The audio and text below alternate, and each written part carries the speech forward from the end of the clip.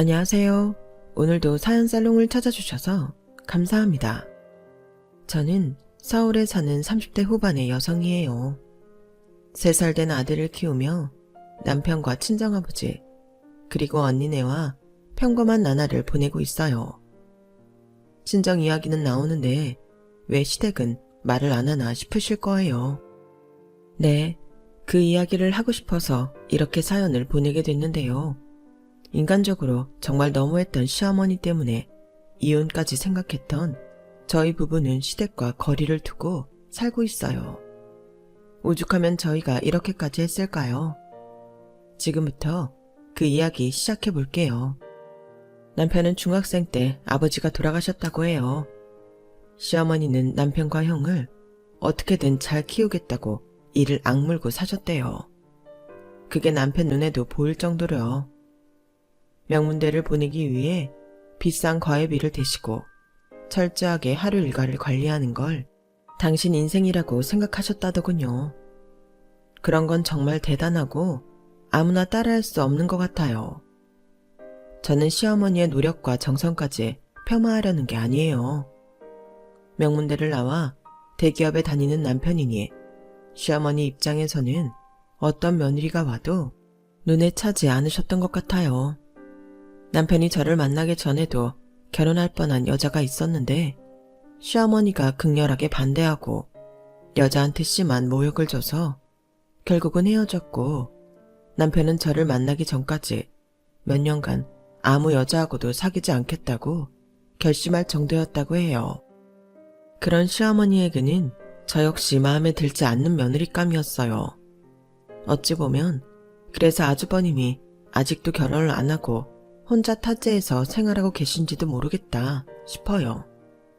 아무튼 시어머니는 투자를 한 만큼 아들들한테서 받아내려고 하는 욕심이 있었어요. 그런데 자식을 투자용으로 키우는 거 아니잖아요. 저는 엄마가 어릴 때 돌아가셔서 10살 차이 나는 언니가 엄마 역할을 하고, 아빠가 저와 언니 둘을 정말 사랑으로 키우셨어요. 자랑 같기는 하지만 아빠도 열성적인 다른 학부모들 못지않게 저와 언니 교육을 위해서라면 지구 끝까지라도 가실 뿐이었고요. 그만큼 혜택 입고 자란 언니와 저는 아빠한테 감사하는 마음이 크고, 아빠는 저희에게 선하게 나쁜 일 안 하면서 저희 할 일 잘하면서 살면 된다고 하셨죠. 하지만 시어머니는 저희 아빠와는 다르게 남편도 아주버님도 모두 손에 쥐고 흔들려는 분이더라고요. 그래서 저희 결혼식 후 아주버님은 서울을 떠나 해외로 가셔서 시어머니한테 연락 한번 안 하는 걸로 알고 있어요. 남편은 이미 집에 인사 가기 전 저에게 자기 사정을 다 얘기했고, 저는 그럼에도 남편을 믿고 결혼을 결심했었어요. 남편이 저를 데려가서 시어머니한테 한 첫마디는 이랬어요. 엄마, 희영이도 반대하면 나 평생 혼자 살 거니까 그렇게 알아. 나는 엄마가 중매쟁이 통해서 만나라고 성화 부린 여자들보다 희영이가 훨씬 좋으니까 그렇게 알라고. 네가 만나보기나 하고 그런 말을 해야 설득력이 있지. 그래, 다 니들 마음대로 하고 살아. 뼈 빠지게 헌신해서 키워놨더니 다 지들 멋대로 하겠대. 집안 꼴 잘 돌아간다. 시어머니는 화를 버럭 내고는 방으로 들어가 제가 갈 때까지 나와보지도 않았어요. 그게 시어머니와 저의 첫 만남이었어요. 저 역시 남편만큼은 아니어도 남들이 들으면 괜찮다고 하는 대학 나와서 금융권 회사 다녔거든요. 연봉도 다른 회사보다 높아서 부러워하는 친구들도 있었고요. 하지만 시어머니는 이렇게 말했다고 해요. 여자가 남자보다 돈 잘 벌어서 뭐 하겠다고? 남편 기죽이며 기세 등등한 거 아니겠어? 음악이나 미술 같은 거에서 소소하게 아이들 가르치고 꽃처럼 예쁘게 집에서 남편 내조하며 돈도 버는 며느리가 최고지. 원래 그런 순수 예술한 애들이 집안도 좋고 화초 같더라고. 나도 그런 며느리 원했는데. 아휴, 직장에서 남자들이랑 똑같이 일하는 거면 얼마나 기가 세고 거칠겠어. 그러더니 이번에는 엄마가 돌아가신 걸 가지고 꼬투리를 잡더라고요. 엄마가 몸이 약해서 지병으로 돌아가셨다니까 저한테 건강검진 진단서 큰 병원에서 다시 떼우라며 난리였어요. 사실 저는 시어머니가 말하기도 전에 스스로 건강진단서를 떼서 시어머니한테 드렸는데요. 서울대병원이라도 가서 다시 해오라며 제가 보여준 건 인정 못하겠다는 거였어요. 그때 남편이 크게 한 소리 했어요. 그럼 나도 아빠 일찍 돌아가셨으니 서울대 병원 가서 건강검진 해야겠네. 아빠는 암으로 돌아가셨는데 나도 암 걸리는 거야? 엄마, 요새는 후성 유전자설이 더 신빙성 있다고 하잖아. 그러니까 말도 안 되는 억지 부리지 마. 엄마 진짜 며느리 없이 그냥 살고 싶어? 아들 둘 다 결혼 안 했으면 좋겠냐고. 확실히 하자는 게 뭐 나쁘니? 나는 네가 호랩이 될까봐 걱정돼서 그런 거지 다른 뜻 없다. 알았으니까 니들 알아서 해. 그날의 만남은 또 그렇게 끝이 나고 말았고 저는 잠시 이 결혼을 해야 하나 회의감이 들었지만 결혼을 시어머니랑 하는 것도 아니고 남편이랑 해서 남편하고 살 건데 너무 마음에 두지 말자 다짐했어요. 그런 와중에도 시어머니가 태클을 걸지 못한 게 있었는데 바로 저희 친정의 경제력이었어요. 저희 친정이 강남에 있고 송파구에 제 이름으로 된 집이 있어서 거기서 신혼살림을 할 거라고 하니 대강 우리 집 재력에 대해 눈치를 채는 것 같더라고요. 저희 아빠는 무역업을 하셨다가 몇 년 전 언니에게 그 일을 물려주셨는데 언니가 유통으로 확장을 하면서 사업이 제법 규모 있어지고 커졌거든요. 아빠는 현재 여러 회사와 주식에 분산 투자를 하고 계세요. 그렇다 보니 제 결혼식에도 딱 보기에도 격이 있어 보이거나 부유해 보이는 사람들이 많이 오니 시어머니가 무척 궁금해했다고 하더라고요. 남편은 아버지가 강남 건물주라는 것만 알고 있지 이렇게 발이 넓고 투자한 데가 많을 줄은 몰랐을 때였어요. 제가 워낙 집안 이야기하는 걸 안 좋아해서 결혼 초반까지도 친정사업 규모가 어느 정도인지 아빠가 얼마나 재정적 여력이 있는지 별로 말을 안 했거든요. 그건 그동안 돈 때문에 인간관계가 깨지고 상처 입는 일이 많아서 저도 모르게 습관처럼 된 거였어요. 나중에 다 알고 난 남편은 저를 이해한다고 했고요. 남편은 시어머니가 우리 집 그렇게 잘 사는 거 알았으면 예단도 훨씬 더 많이 요구하고 힘들게 했을 거라고 하더라고요. 아무튼 이건 제가 지금 얘기하는 때보다 더 나중 일이고요. 제가 집안 이야기를 자세히 안 한 데에는 남편이 저에 대해 부담을 느낄까봐 그랬던 것도 있었어요. 어쨌든 시어머니가 저희 결혼을 허락해준 데에는 제가 송파에 아파트가 있는 거랑 집안 형편이 꽤 괜찮다는 거, 그게 가장 컸어요. 아니면 제가 못마땅한데 자기 아들이 아파트 얻어야 한다며 꽤나 저한테 핀잔했을 거예요. 제가 신혼집 이야기를 한 후부터 결혼식 때까지는 더 이상 아무 말 나오지 않고 잠잠했었죠. 하지만 시어머니는 제 행동 하나하나 마음에 안 들어했고 결혼식 전날 아주버님한테 이런 말까지 했다고 해요. 저 남자들하고 똑같이 나가서 돈 번다고 천박한 거 봤지? 너는 절대로 드센 여자 데려오면 안 된다. 성욱이 너만은 내 뜻에 따라서 여자 만나야 돼. 그것 때문에 아주버님과 시어머니는 대판 싸웠고 제 결혼식이 끝나자마자 해외 근무를 신청해 나가버렸어요. 저는 그래도 시어머니와 잘 지내보려고 애를 썼는데요. 시어머니는 저에게 교양교육을 시키겠다며 하루 걸러 불러서 말도 안 되는 일들을 시켰어요.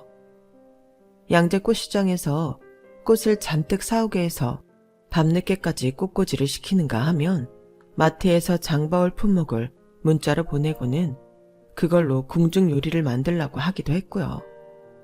느닷없이 유자 단자나 곶감 단자를 만들라고 한 적도 있었어요. 1년에 몇 번 입지도 않는 한복을 죄다 꺼내서 한복 깃을 달고 다리미질 하는 것까지 시켰고요. 이제 막 결혼한 며느리가 시어머니가 눈에 보이는 꼬장을 부린다고 맞서기도 뭐 하잖아요. 저는 휴대폰으로 검색해서 그걸 일일이 해내느라 너무 피곤하고 힘들었어요. 그래도 1-2달 지나면 이런 건 안 시키겠지 하는 마음도 있었고요. 그런데 그렇게 1달이 지나고 나니 저한테 시댁 어른들부터 남편 사촌들 생일하고 경조사 날짜가 빽빽히 적힌 목록을 건네주더라고요. 너는 이제 우리 집 사람 아니니? 그럼 시댁 사람들이 언제 무슨 일이 있었는지 정도는 알아야지. 그거 전부 다 기억해뒀다가 잘 챙겨라. 우리는 제사만 챙기는 거 아니야. 생일이나 기념일도 잘 챙겨줘야 해. 알았어? 특히 내 생일은 너 잊어버리면 안 된다. 네 시아버지 제삿날도 잘 챙겨야 돼. 저는 이게 제가 혼자 시어머니한테 말한다고 해결될 일이 아니라는 걸 깨닫고 그 목록을 그대로 남편한테 전달했어요. 그걸 본 남편은 얼굴이 일그러지며 바로 시어머니를 찾아갔어요. 우리 집이 종손도 아니고 이런 걸 다 왜 챙겨? 엄마는 이런 거 챙겨봤어? 아니잖아. 그런데 왜 이걸 다 희영이가 해야 된다는 거야? 정말 이럴 거야? 아니, 니 댁은 어쩜 그렇게 입이 싸니? 애가 밖에서 일만 하니까 내가 교양을 위해서 이것저것 알려주느라 그런 거야. 여자라면 자기가 시집온 집안 사정 정도는 알아야 될 거 아니야. 내가 안 챙긴 거? 다 니들 키우느라 그랬어. 나 혼자 힘으로 재욱이 너랑 성욱이 잘 되게 하려고 이를 악물고 사느라 그랬다고. 그걸 이런 식으로 비난해? 너 내가 알던 내 아들 맞아? 아주 마누라한테 꽉 잡혀서 지혜미한테 대들기나 하고. 희영이 걔는 어떻게 그러냐? 곳에 쪼르르 가서 너한테 일러 바쳐? 못된 것 같으니? 그렇게 말하지 마. 엄마, 우리 결혼하고 1달 반 동안 희영이 하루 걸러 부르며 말도 안 되는 거 시켰잖아. 다른 여자들 같으면 나 이혼감이야. 누가 그런 걸 견뎌. 이제 더 이상 희영이 불러내지 마. 희영이 직장 다니는 사람이야. 그게 얼마나 힘든 건지 엄마도 알 거 아니야. 더는 엄마 오라고 할 때 못 오니까 그런 줄 알아. 아니면 우리 1달에 한 번도 못 볼 거야. 내가 그렇게 할 거니까. 그때부터 저는 격일로 시댁에 저녁마다 불려가던 일이 없어졌어요. 남편은 1달에 한 번 인사 가고 명절 때 가자고 했죠. 하지만 그게 아니어도 시어머니는 자기가 큰 집 생일장 차려준다, 제사 음식 만든다 하면서 저를 몇 번 더 불러냈고, 저는 그런 것까지 남편한테 이야기하면 정말 사이가 틀어질 것 같아 두말하지 않고 가서 시어머니가 시키는 대로 했어요. 시어머니는 젊을 때 2 아들 키우느라 바빠 시댁 경조사를 못 챙겼으니 저더러 하라는 거였는데요. 큰 집에서는 시어머니가 저를 불러다가 일 시키는 걸 몹시 부담스러워하며 하지 말라고 했어요. 자기네 집에도 아들, 딸 있고 그 애들이 여태껏 해온 일이라면서요. 또 요즘 집에서 누가 그렇게 음식을 하냐며 오히려 큰 집에 있는 음식이나 과일을 싸서 손에 들려줬어요. 그러면 시어머니는 또 말도 안 되는 소리를 했어요. 이게 다 네가 못 믿어워서 그러는 거다. 네가 살림 잘하고 야무지게 보였어 봐. 이렇게 지네가 먹던 음식까지 들려보내겠어? 너는 진짜 이미지 관리 좀 해야 돼. 시어머니는 자꾸 제가 세 보인다고 하는데 저는 그전까지 그런 말을 들어본 적이 한 번도 없었어요. 명랑하고 긍정적이고 활발한 사람으로 통했고요. 시어머니 말은 무시하면 됐지만 은근히 스트레스가 쌓였어요. 나중에 알고 보니 시어머니는 지방에 있는 종갓집에 잘 보여서 재산 받을 때 유리한 위치에 있으려고 그러는 거였어요. 그런데 종갓집 어른들이 다 정정하시고 재산을 나눈다 어쩐다 말도 없는데 이러는 건 제 입장에서는 저를 괴롭히려는 걸로만 느껴졌지 시댁에 보탬이 되려고 하는 일로는 안 보였어요. 이런 이야기를 언니한테도 아빠한테도 안 하고 지나갔던 건 제가 회사 일도 바쁜데 시어머니한테까지 시달리니 말할 시간조차 없었기 때문이었어요. 결혼하고 얼마 안 됐는데 굳이 힘들다, 괴롭다 말하기도 싫었고요. 그렇게 반년쯤 지났을 때 저는 임신 8주라는 진단을 받았어요. 하도 몸이 무겁고 나른한 데다가 소화도 안 돼서 병원에 갔다가 알게 된 거였어요. 저는 유산기도 있었고 입덧도 심해서 더는 시어머니 요구대로 시댁 친척들 일까지 가서 봐드릴 수가 없었어요. 그제야 저는 남편한테 시어머니가 저한테 시켰던 일에 대해 자세하게 이야기했고 남편은 화가 나서 바로 시어머니한테 연락했어요. 희영이가 엄마 아바타야? 그렇게 재산 더 받고 싶으면 엄마가 종가 어른 댁 가서 말해. 이런 식으로 사람 괴롭히지 말라고. 희영이 아이 생겨서 지금 아주 조심해야 된댔어. 엄마도 엄마 손주 무사히 잘 태어나길 바라지? 그럼 더는 희영이 친척일로 불러대지 마. 엄마 집안일도 정 힘들면 사람 쓰고. 엄마 그 정도는 쓸 여유 있잖아. 아무튼 희영이 더 부르지 마. 좀 편하게 해줘. 아이고, 남 안 가는 애라도 가졌니? 이때다 싶어 너한테 나불거리고. 일 안 하겠다 이거네. 아주 임금님 요새는 저리 가라다. 시어머니는 휴대폰 넘어 저한테까지 들리게 제 흉을 보고는 전화를 탁 끊더군요. 그러더니 나중에 저한테 따로 전화를 해서는 너 애 들어섰다고 우리 재욱이 소홀히 하면 안 된다. 내가 우리 재욱이 어떻게 키웠는지 너도 알잖아. 지금까지 말 안 했다만 회사도 휴직한다고 하니 한 소리 해야겠다. 아침에 재욱이 빵 조각 먹여서 보내지 마라. 제대로 된장찌개 끓이고 계란말이하고 나물 매일 새로 무쳐서 내. 어머니, 저 그냥 놀고 먹으려고 휴직한 거 아니에요.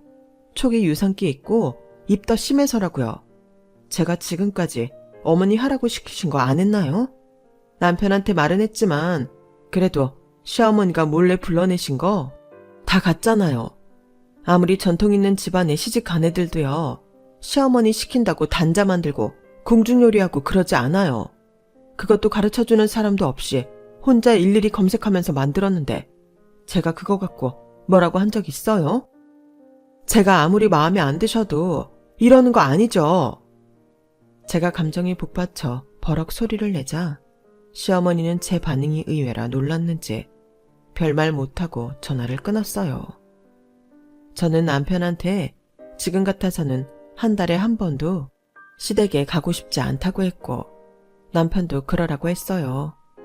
그리고 너무 속이 상해 그제야 언니한테 그동안 있었던 일을 이야기하게 됐죠. 아니, 니네 시어머니 정말 이상하다. 대체 그게 뭐 하는 짓이라니? 지금이 무슨 60년대야? 와, 아들 잘나게 키운 엄마들 다 그렇게 유세 떨면 어떤 여자들이 결혼을 하겠어? 남의 집 귀한 딸한테 대체 무슨 짓을 하는 거야? 너무 답답하고 속상해서 말했어. 그래도 재욱 씨가 내 편 되어주고 나 대신 시어머니한테 할 말도 해줘서 그나마 위안이 돼. 아빠한테는 말하지 마. 아빠 속상해 하실 거야. 알아. 아빠는 너나 나나 결혼해서 재미있게 잘 사는 줄 아시는데 뭐 나는 괜찮은데 다시 말하지만 니네 시어머니 진짜 이상하다. 우리 시어머니 어떻게 하시는지 좀 알려주고 싶을 정도네.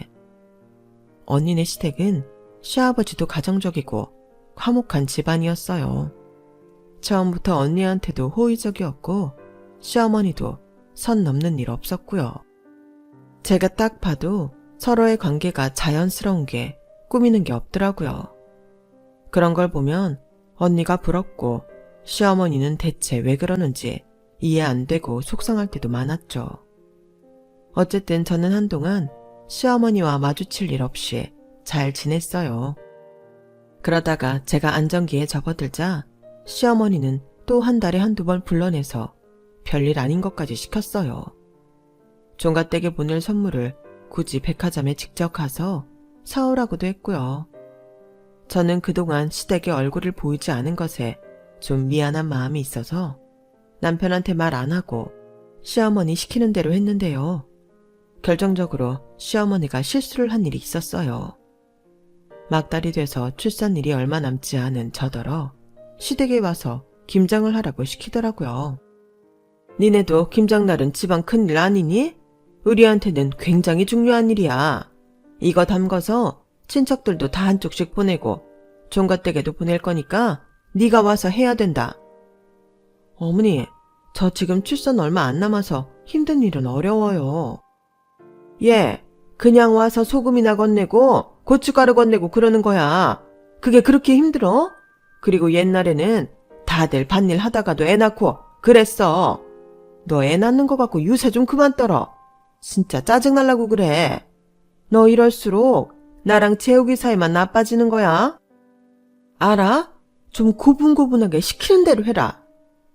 어쩔 수 없이 무거운 몸을 이끌고 갔는데 시어머니는 그저 소금 건네고 고춧가루 건네는 정도가 아니라 옆에서 입으로만 김장하면서 저한테 다 시키더라고요.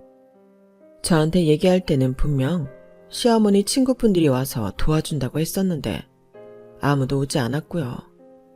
저는 배추가 잔뜩 담긴 커다란 대야를 끌고 오는 것부터 무를 일일이 칼로 채치고 갓도 다 썰어 넣고 양념까지 전부 제 손으로 만들어야 했어요. 시어머니는 간만 보고 고기도 삶아 놓은 거 배달시켜서 제가 만든 김치에 먹기만 했고요. 그것도 자기만 먹으면서 한다는 말이 이랬어요. 썩 맛있지는 않구나. 역시 요리는 손맛이 중요해. 네가 요리를 해본 적 없으니 이런 거 아니냐? 저는 화를 낼 기력도 없이 지치고 배가 땡기고 아파 얼른 집에 돌아가고 싶은 마음뿐이었어요. 그럼에도 시어머니는 악착같이 저한테 뒷설거지까지 시켰고 집에 돌아온 저는 끙끙 앓다가 결국 빨리 양수가 터져 병원으로 옮겨졌고 제왕절개로 아이를 낳게 되었어요. 남편은 제가 갑자기 왜 이렇게 됐는지 몰랐다가 제가 입은 가디건에 고춧가루며 양념이 묻은 걸 보고 뭔가 감이 왔는지 시어머니한테 전화를 했더라고요. 제가 아이를 낳았다는 건 숨기고 무슨 일이 있었는지 알아내려 코치코치 캐물었어요. 일의 진상을 알게 된 남편은 시어머니한테 크게 화를 냈어요. 병원 안 간호사며 의사들이 다 달려올 정도로요. 엄마 때문에 무슨 일이 벌어진 줄 알아? 이 사람도 우리 아들도 볼 자격 없으니까 그렇게 알아. 이제 희영이 몰래 불러내지 마. 희영이한테도 절대 가지 말라고 했으니까 그렇게 알고 병원에도 오지 마. 남편이 그렇게 화를 내주는데 왜 제가 눈물이 나는지 모르겠더라고요. 저도 모르게 서름 같은 게 쌓였던 건지 저는 아이를 낳은 기쁨도 뒤로하고 남편한테 고맙기도 하고 서럽기도 했어서 펑펑 울었네요. 아빠와 언니랑 형부는 축하한다며 선물을 잔뜩 사가지고 와서 저한테 안겼고요. 그걸 본 남편은 저한테 미안하다고 하더라고요. 우리 엄마가 조금만 너그러운 사람이었으면 얼마나 좋았을까? 시어머니한테도 이렇게 축하받아야 되는데 미안하다 희영아. 나랑 결혼해서 제대로 축하도 못 받아서. 나 괜찮아. 대신 재욱씨가 2배로 축하해주고 잘해주잖아. 그리고 아주버님이 축하한다고 메시지도 보내셨어. 그거면 됐어. 나 정말 괜찮아. 그렇게 시간이 지나고 저는 산후조리원에 들어가게 됐어요. 시어머니는 남편이 전부 부담할까봐 은근 신경 쓰더라고요. 저한테도 산후조리원비는 어떻게 내는 거냐며 문자가 왔어요. 남편 때문에 직접 와보지는 못하면서 혹시 제가 조리 비용을 전부 남편한테 부담시킬까봐 그건 싫었나 보더라고요. 걱정 마세요. 친정에서 전부 내주셨어요. 저희 아빠가요. 제가 이렇게 문자를 보내자 시어머니는 그 뒤로 문자 한 번 보내지 않았어요. 제가 정말 섭섭한 건 다른 것보다도 자기 아들 돈 쓸까봐 전전긍긍하고 저한테 수고했다는 말 한마디, 축하한다, 아이는 어떠냐, 이런 거 하나 물어보지 않았다는 거였어요. 집에 오고부터는 언니가 수시로 드나들며 저와 아이를 돌봐줬는데요. 시어머니는 코빼기도 보이지 않고 전화나 문자로 아이한테 이렇게 해라 저렇게 해라 잔소리만 하니 너무 짜증이 나더라고요. 남편이 하느라고 한다는 걸 알면서도 그때는 남편도 꼴 보기 싫고 자기 엄마한테서 나를 제대로 보호해주지 못한다는 생각만 들었어요. 그래서 언니가 없는 날 한번 되게 짜증도 냈고요.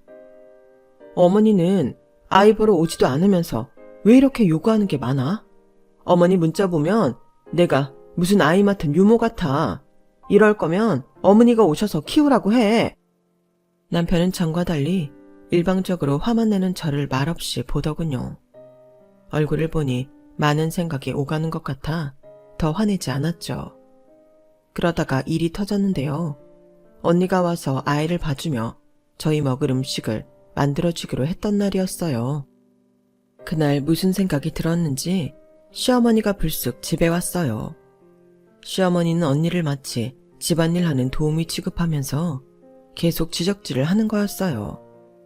사돈은 일 좀 하나? 우리 며느리는 일을 못해서 내가 좀 가르쳤어. 지금 만드는 거 우리 재욱이 줄 거지? 그건 간을 좀 더 해야 돼. 우리 아들 입맛은 그래. 언니가 이미 열받아 있다는 걸 모르는 시어머니는 가만히 있는 언니를 완전히 건드리는 말을 이어갔어요. 아우, 언니도 그렇게 썩 잘하는 편은 아니네. 이게 다 엄마 없이 커서 그런 건가? 눈에 보여. 그 말에 언니가 들고 있던 숟가락을 탁 내려놓고 똑바로 말했어요. 사돈어른께서는 양친 부모 살아계실 때 결혼하셨나 봐요.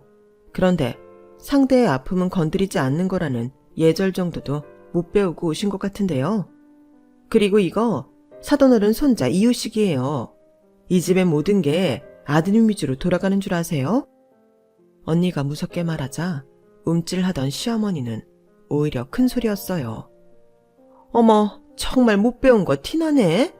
어디 어른한테 눈 똑바로 뜨고 바락바락 대들긴. 나이만 먹는다고 다 어른은 아니죠.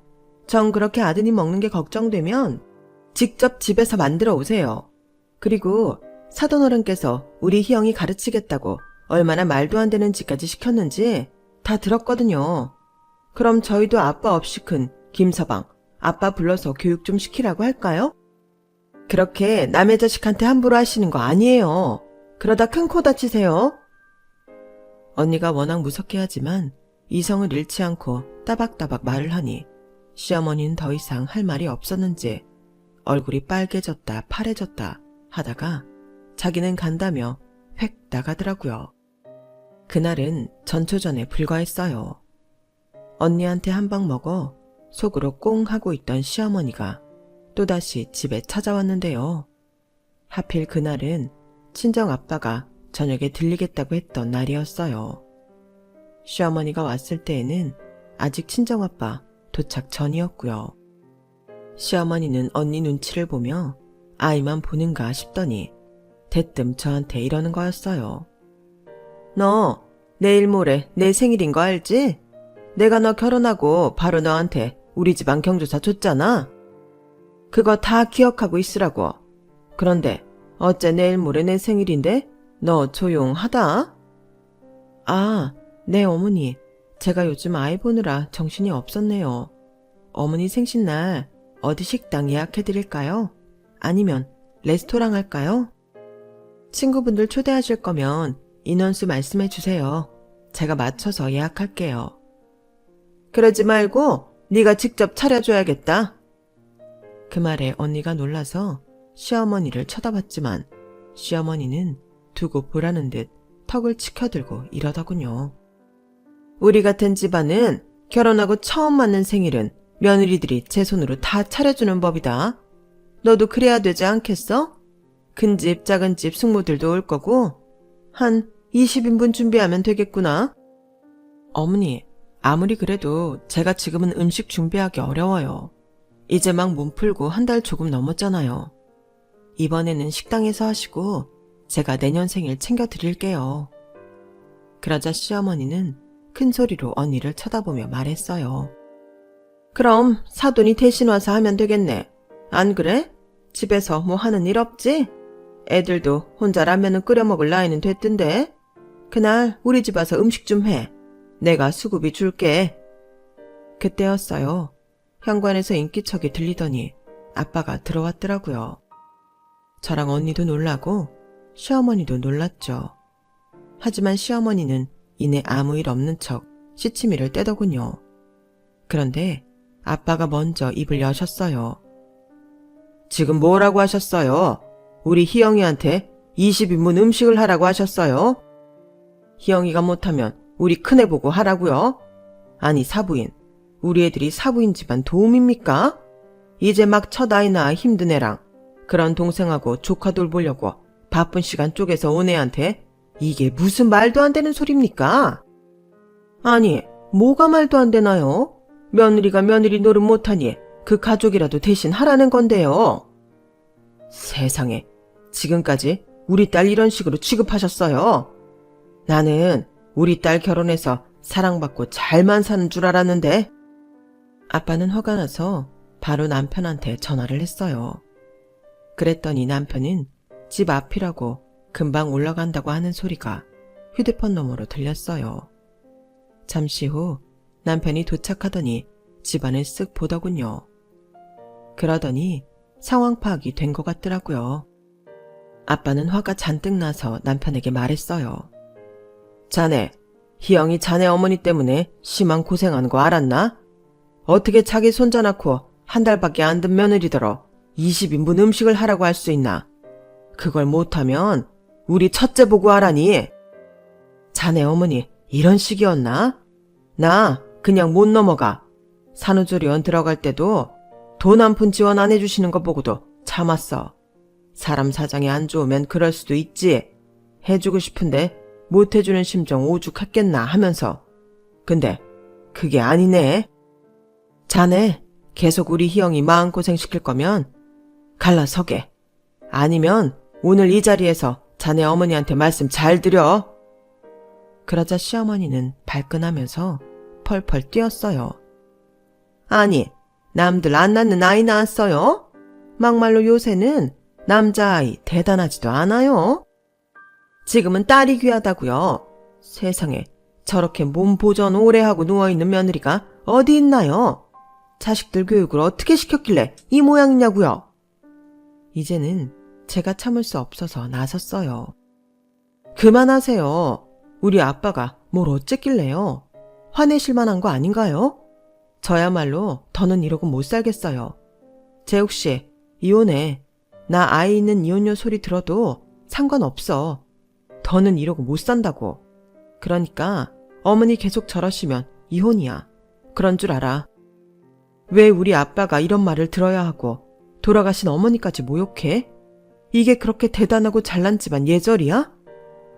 그 말에 남편은 얼굴이 하얗게 질렸어요. 이혼이라니 무슨 소리야. 나는 절대 그럴 마음 없어. 장인어른, 제가 해결할게요. 조금만 시간을 주세요. 저희 아빠도 막무가내는 아닌지라 남편이 그날 자리를 정리하고 나자 아무 말 없이 돌아가셨어요. 모두 다 돌아간 후 저는 남편한테 한 번 더 말했어요. 이혼하자는 거 빈말 아니니까 그런 줄 알아. 어떻게 우리 언니들어 자기 생일상을 차리라고 해? 그것도 20인분? 아빠한테 어머니 말하는 거 들었지? 나 진짜 못 참아. 재욱씨, 알아서 해. 그리고 다음 날이었어요. 아침에 남편이 출근도 하기 전에 시어머니가 또 들이닥쳤어요. 어디 함부로 이혼 소리 내뱉는 며느리 면상 좀 보자. 너야말로 혼자 애 키우며 고생 좀 해봐. 재욱이 너 진짜 쟤랑 계속 살 거야? 나는 저 집에 미련 없다. 엄마, 진짜 왜 이래? 나 엄마 때문에 너무 창피해. 창피하긴? 뭐가 창피해? 솔직히 저 집 건물 하나 있고 돈 좀 있다고 천박하게 구는 거 내가 신물이 난다. 남편은 바로 자기 지갑에서 언니 명함과 아빠 명함을 꺼내 시어머니한테 보여줬어요. 언니 명함에는 땡땡땡 대표 직함이, 아빠 명함에는 투자자라고 찍혀 있었죠. 그걸 본 시어머니 얼굴에 하얗게 질렸는데 거기에는 이유가 있더라고요. 봤지?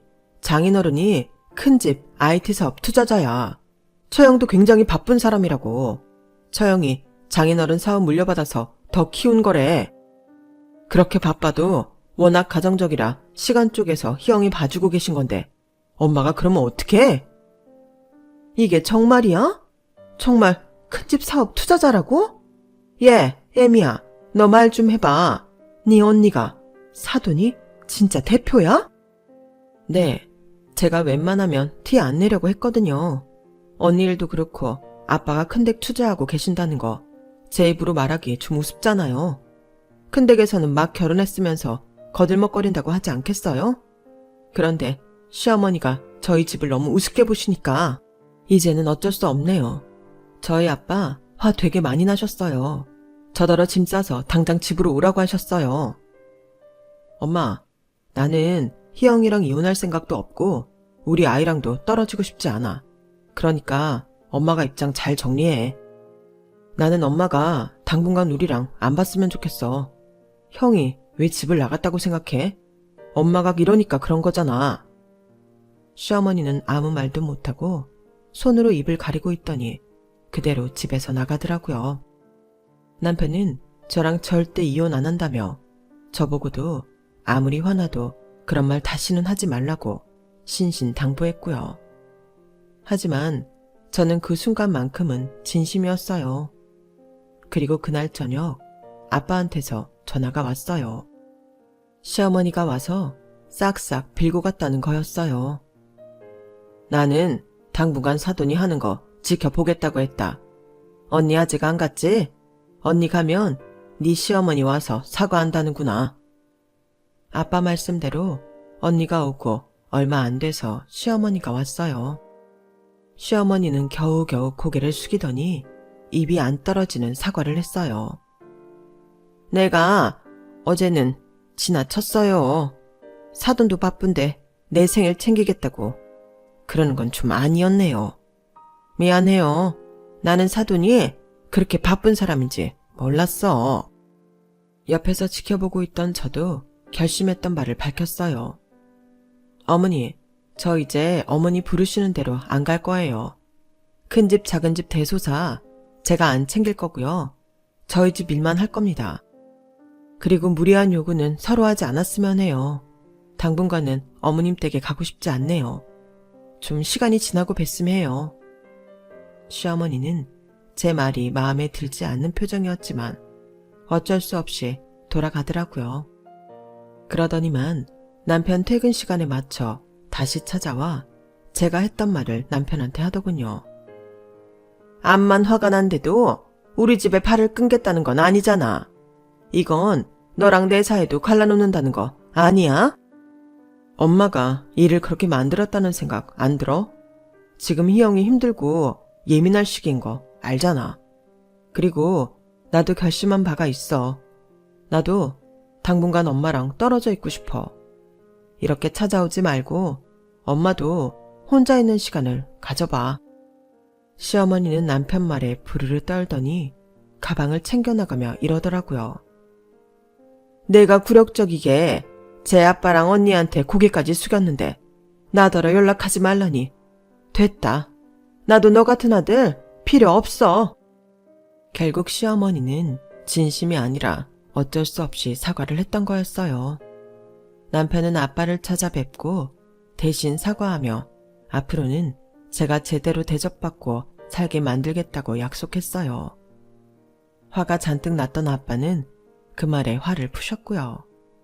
그런데 어쩌다 이게 큰집 기회까지 들어가서 남편 큰아버지가 시어머니한테 한 소리 했다는 거였어요. 자기들 사업하는데 돈 빠져나가면 책임질 거냐면서요. 다시는 저 데리고 와서 일 시키지 말라는 말까지 했다네요.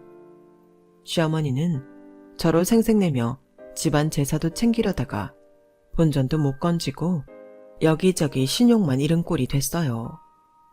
그렇게 시어머니와의 사이가 정리됐고 어쩌다 보니 저희는 시어머니와 3년 가까이 거의 왕래 없이 지내고 있어요. 물론 생일이나 명절 때 선물 보내드리고 문자도 하는데요. 시어머니는 그런 것에도 일절 답이 없어요. 아직도 저는 시어머니한테 찾아가고 싶지 않네요.